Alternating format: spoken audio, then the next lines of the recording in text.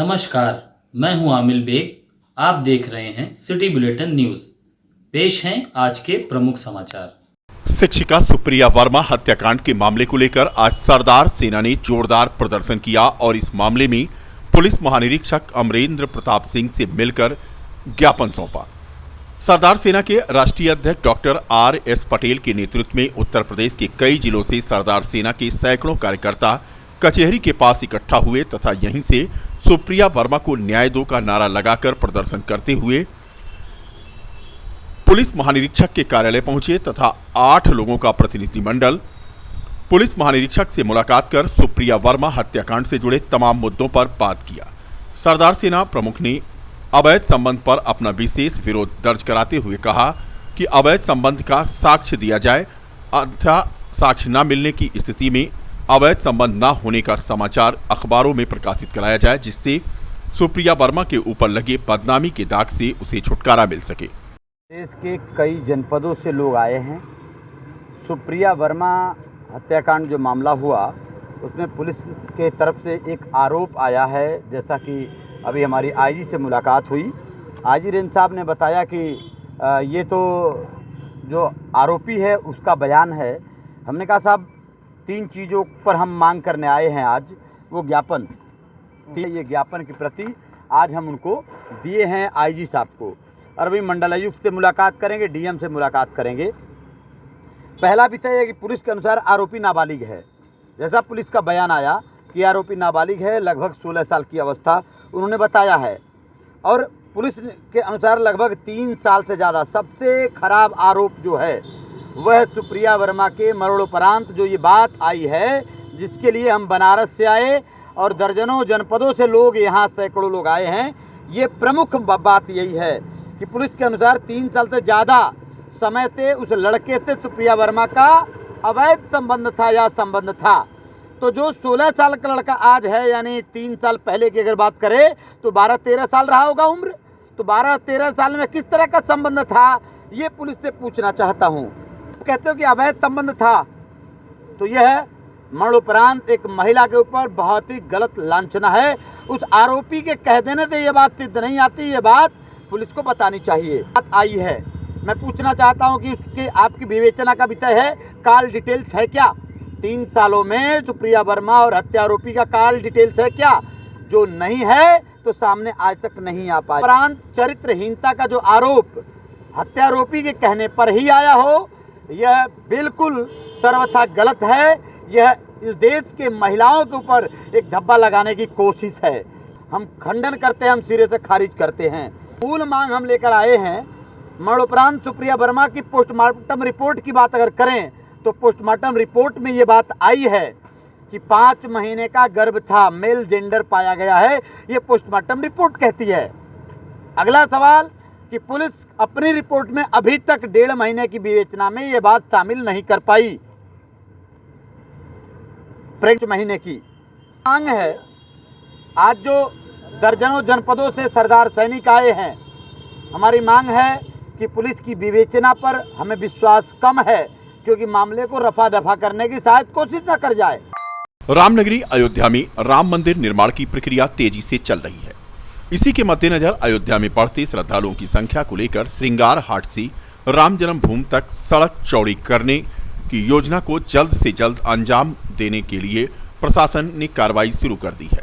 वहीं प्रशासनिक अधिकारियों के मुताबिक लगभग 350 दुकानदार, जिसमें लगभग 200 दुकानों को लेकर मुआवजा दिया जा चुका है और दूसरे स्थान पर कार्रवाई शुरू की गई है। लेकिन इसी बीच अधिकारियों के द्वारा दुकानों को खाली कराए जाने को लेकर अनाउंसमेंट करने के बाद खाली दुकानों पर बुलडोजरों के चलने की कार्रवाई शुरू हुई तो व्यापारियों ने विरोध शुरू किया।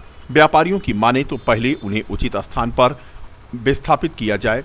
व्यापारियों की इस विरोध के बाद प्रशासनिक अधिकारियों के साथ आज खुली बैठक बुलाई गई, जिसमें व्यापारियों ने मांगे रखी कि दुकान पर उचित स्थान पर दुकान मिले। उसके साथ ही जिन दुकानदारों के पीछे जमीनें बची हैं उन्हें किसी शर्त को मनवाने की सहमति पत्र मिले। व्यापारियों के अनुसार 100 से अधिक दुकानें हैं जिनके पीछे अभी जगह बची हुई है, लेकिन उसे सुरक्षित बनाए जाने के दौरान हनुमानगढ़ी के द्वारा आपत्ति जताई गई है। दुकानदारों ने दुकानों को बनाने के लिए रोक लगाए जाने की भी बात इस मीटिंग में उठाई, जिस पर प्रशासनिक अधिकारियों ने संबंधित मकान मालिक को संतों के साथ बैठक करके मांग को पूरा कराए जाने का आश्वासन दिए जाने पर व्यापारियों की सहमति प्रदान हुई। बैठक के बाद व्यापारी नेता नंद कुमार गुप्ता ने कहा कि व्यापारियों के द्वारा 3 प्रमुख मांगे रखी गई हैं, जिनमें दुकान के पीछे दुकान को बनाए जाने का लिखित कार्रवाई हो और जिन व्यापारियों की दुकान समाप्त हो रही हैं उनको उसी क्षेत्र में दुकानें उपलब्ध कराई जाएं। कुल मिलाकर के आज ये बैठक सार्थक रही। व्यापारियों को आश्वासन मिला, फिर भी व्यापारियों ने आज कहा कि अगर उनकी मांगें पूरी न की गईं तो आगे आंदोलन का रुख तैयार करना होगा। अयोध्या के एडीएम प्रशासन अमित सिंह ने कहा कि हनुमानगढ़ी के संचालित स्थान के संतों के साथ बैठक बुलाई गई है, जिसमें व्यापारियों के एक प्रतिनिधिमंडल को भी शामिल किया जाएगा, जिसमें उनके द्वारा बताई गई शर्तों को भी रखा जाएगा और एक रास्ता तय करते हुए इसे पूरा कराने का काम किया जाएगा, जिससे निर्बाध रूप से सड़क को चौड़ीकरण कराया जा सके। में जो समन्वय में बैठक हुई है उसमें व्यापारी समाज को 3 मांग किया है। पहला मांग, जो दुकान के पीछे दुकान को ये वादा किए थे, दुकान के पीछे जितनी ज़मीन है उसको दिलाया जाए। दूसरा, दुकान के बदले दुकान उसी क्षेत्र में दिलाया जाए। तीसरा, दुकान के पुनर्निर्माण में कोई नया एग्रीमेंट मकान मालिक ना किया जाए। ये 3 मांगों के सहमत के आधार पर हम लोगों ने अपना कागज़ पत्र प्रशासन को दिया और प्रशासन को लिखित सहमत देने के बाद प्रशासन योजना को क्रियान्वयन को आगे बढ़ाई, लेकिन ये तीनों चीज़ पूर्ति नहीं हो पा रही थी, लिहाजा समन्वय बैठक किया गया। ऐसे मीटिंग हो जाए तो आज लगभग 100 व्यापारी करीब उपस्थित थे यहाँ पे। उसमें उनको हमने 3 चीज़ें बताई हैं कि जो दुकानदार पूर्ण विस्थापित हो रहे हैं, जैसा माननीय मुख्यमंत्री जी का निर्देश था कि उनको बसाने के उपरांत ही उनको हटाया जाए, तो पूर्ण विस्थापन के लिए हम लोग दुकान बना रहे हैं। महंत जी से अनुरोध कर रहे हैं, हमारी ज़मीन और भी जहाँ पे है वहाँ पे भी प्रयास कर रहे हैं कि इनको दुकानों आवंटन हो जाए, तभी उनको विस्थापित करें। जो दुकानदार ऐसे हैं जिनके पीछे जगह नहीं है और मंदिर प्रशासन जगह है, उसके लिए हमने भी कल सभी महंत जनों के पट्टी जो महंत उनको अनुरोध किया है एक मीटिंग करने के लिए, ताकि उनको दुकानें की जगह पीछे जगह दिलाई सके। कुल दुकानें लगभग 200-250 ऐसी हैं जिनके पीछे जगह मौजूद है और वो अपना काम कुछ कर भी रहे हैं, कुछ नहीं भी कर रहे हैं। तो मैंने अभी सबसे अनुरोध ये किया है कि जो 350 में से अगर 250 दुकानदार ऐसे हैं जिनके पीछे जगह बच रहा है और उनके खाते में पैसा आ चुका है, तत्काल अपना काम शुरू करें, ताकि हम बाकी जो विस्थापित दुकानदार होने वाले हैं उनकी तरफ हम विशेष ध्यान दे सकें।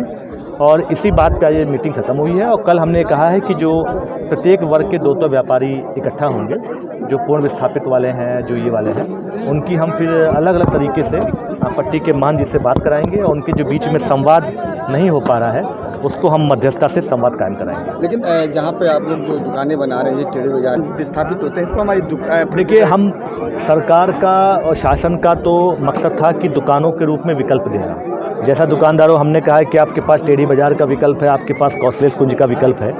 अभी उनका कहना था कि रामगुलेला में भी दुकान बनने का विकल्प दिया गया था, अभी वो मामला उच्च न्यायालय में विचाराधीन है। निर्णय आएगा, अगर हमारे पक्ष में आता है तो दुकानें वहाँ भी बनेंगी और जाहिर सी बात है वहाँ दुकानें बनेंगी तो उसमें उन्हीं दुकानदारों को हम सहायता करेंगे जो पूर्व स्थापित हो रहे हैं। लेकिन वो अभी समय का टाइम टेकिंग प्रोसेस है, तब तक हम ये प्रयास करेंगे कि इनको कहीं ऐसी जगह बसाएं ताकि इनका व्यापार प्रभावित ना हो और हमारा रास्ता भी चौड़ा हो सके। राम मंदिर का निर्माण कार्य तेज गति से आगे बढ़ रहा है। मंदिर निर्माण में बंसी पहाड़पुर के पिंक स्टोन से रामलला का भव्य मंदिर बनाया जा रहा है, तो वहीं रामलला के मंदिर के गर्भगृह को लेकर के 14 दरवाजे होंगे। अब इन दरवाजों को लगाए जाने के लिए मकराना मार्बल चौखट बाजू बनाए जाएंगे, जिसकी नक्काशी मुस्लिम समाज के लोगों ने की है। यह चौखट बाजू राम जन्मभूमि कार्यशाला में आकर रखे जा चुके हैं। अब मंदिर निर्माण के साथ इन्हीं चौखट बाजू से रामलला के मंदिर का गर्भगृह द्वार और 13 अन्य द्वार की चौखट बाजू बनाए जाएंगे। हालांकि इसके लिए लकड़ी का चयन किया जाना है। बहराइच के जंगलों से शीशम और साखू तथा पड़ोसी जनपद के मनकापुर के जंगलों से सागौन के सैंपल मंगाए गए हैं। कार्यदायी संस्था और इंजीनियर इस विषय पर रिसर्च कर रहे हैं कि किस लकड़ी से रामलला के मंदिर के दरवाजे बनाए जाएंगे। दरअसल रामलला के मंदिर आंदोलन के दौरान 1990 से ही राम जन्मभूमि के पास कार्यशाला बनाई गई थी, जहां पर बंसी पहाड़पुर के पत्थरों को तराश करके मंदिर निर्माण के लिए रखा गया था। अहिल्या रूपी पत्थरों का बनवास लगभग 3 दशक के बाद खत्म हुआ। रामलला का बहुप्रतीक्षित भव्य मंदिर बनना शुरू हो चुका है और 2024 में रामलला अपने भव्य मंदिर में विराजमान हो जाएंगे। ऐसे में मंदिर की भव्यता को लेकर लगातार श्री राम जन्मभूमि तीर्थ क्षेत्र ट्रस्ट कार्य कर रहा है। समय समय पर भवन निर्माण समिति के अध्यक्ष की अध्यक्षता में कार्यदायी संस्था के लोग मंदिर निर्माण को लेकर मंथन करते हैं, जिसमें इंजीनियर और वैज्ञानिकों की राय भी ली जाती है। ट्रस्ट की मंशा है कि 500 वर्षों के संघर्ष के बाद बनाए जा रहे रामलला के मंदिर को हजारों वर्ष तक सुरक्षित रखा जा सके, जिसमें वैज्ञानिक पद्धति का इस्तेमाल किया जा रहा है। प्राकृतिक आपदाओं से भी मंदिर सुरक्षित रहेगा। अब मंदिर के निर्माण कार्य में लगाए जाने वाले सामान की उच्च गुणवत्ता को भी परखा जा रहा है। देखिए, श्री राम जन्मभूमि पर मंदिर निर्माण में 3.5 लाख 4 लाख घन फुट पत्थर जो लगने हैं, उसके अलावा जो है जो दरवाजे बनेंगे, जो द्वार होंगे, उसमें जो है संगमरमर का पत्थर लगेगा और ये संगमरमर जो है मकराना से लाए जाएंगे और लाए गए हैं। यहाँ पर जो है पूर्व में जब श्री राम जन्मभूमि न्यास के द्वारा नक्काशी कराई जा रही थी पत्थरों की, उस समय ही जो है मकराना से इन चौखट बाजू को लाकर रखा गया है यहाँ पर। फैजाबाद बार एसोसिएशन के चुनाव की प्रक्रिया शनिवार को दूसरे दिन भी जारी रही। शनिवार को मात्र 3 नामांकन हुए। नामांकन प्रक्रिया में शनिवार को अध्यक्ष पद के लिए राघवेंद्र प्रताप सिंह, उपाध्यक्ष पद के लिए अंजनी कुमार त्रिपाठी ने नामांकन किया और उपाध्यक्ष पद के लिए ही चंद्रभान सिंह ने भी आज अपना पर्चा भरा। फैजाबाद बार एसोसिएशन के रिटर्निंग अफसर एवं निवर्तमान अध्यक्ष सुशील कुमार चौबे और एल्डर्स कमेटी के चेयरमैन श्रवण कुमार मिश्रा से मिली जानकारी के अनुसार 18 जुलाई तक नामांकन प्रक्रिया चलेगी। 20 जुलाई को पर्चा वापसी है और 28 जुलाई को मतदान होना है। 29 जुलाई को परिणाम आने के बाद नई कार्यकारिणी का गठन होगा। अधिवक्ता संघ अध्यक्ष पद के लिए प्रत्याशी हूँ, उसके लिए मैंने आज फॉर्म भरा है और प्राथमिकता मेरी ये है कि जो हमारा खाता है उसमें जो पैसा है उसको कैसे बढ़ाया जाए, उसके लिए मैं चाह रहा हूँ कि TDS की व्यवस्था के लिए एक चार्टर्ड अकाउंटेंट नियुक्त किया जाए, जिससे कि हमारी आय का व्यवस्था कर सके और बढ़ सके। दूसरा, मैं जो हमारे जूनियर अधिवक्ताओं को 5,000 रुपये प्रतिवर्ष स्टाइपेंड मिल रहा है, वो सीधे अभी बार काउंसिल के खाते में जाता है। अभी किसी अधिवक्ता के खाते में नहीं आ रहा है, उसके लिए मैं बार काउंसिल से बात करके सीधे अपने जूनियर अधिवक्ताओं के खाता खुलवाऊंगा, जिससे पैसा उनके डायरेक्ट उनके खाते में जाए। अधिवक्ता बंधुओं से मेरी अपील यही है कि वो जो जूनियर अधिवक्ता हैं उनके लिए मैं चाहूँगा कि सीनियरों का एक पैनल बन जाए, जिससे उनको अच्छी कोचिंग मिले और अच्छा वो सीख सकें, वकालत कर सकें ठीक ठाक। आज आपने कितने सेट में नामांकन किया? मैंने 2 सेट में नामांकन किया है। क्या नाम आपका? मेरा नाम राजेंद्र प्रताप सिंह है। पहले मैं अपना परिचय बताना चाहता हूँ। मेरा नाम अंजनी कुमार त्रिपाठी और प्रभु, और मैं इस समय वाइस प्रेसिडेंट उपाध्यक्ष पद के लिए नामांकन किया हूँ। क्या प्राथमिकता है आपकी? मेरी प्राथमिकता ये है भैया कि अधिवक्ताओं का बड़ा उत्पीड़न हो रहा है। मैं उनके हित के लिए और चाहे मतलब उनके सम्मान के लिए और उनके जो कुछ भी उनकी समस्या का समाधान है उनको मैं उन्हें अवश्य करूंगा, ये मेरा संकल्प है। क्या अपील करेंगे अधिवक्ताओं का? मैं अधिवक्ताओं से मेरा अपील ये है, पहली बात कि अधिवक्ता कल्याण निधि जो माननीय योगी आदित्यनाथ जी ने 5 लाख रुपए अनुदान अधिवक्ताओं को दिया है, उसमें से 1/2 जो 60 साल के बुजुर्ग अधिवक्ता हैं उनको जो है आधा दिया जाए, और उनके स्वास्थ्य के लिए भी हम प्रार्थना करेंगे कि काम हो जाए, और मेडिकल के रिलीफ के लिए, और न्याय प्रक्रिया में भी यहाँ पर बहरहाल ठीक चल रहा है, लेकिन कुछ हम समझ नहीं पा रहे हैं, कुछ अनसेटिस्फाई। अपना नाम पर हैं?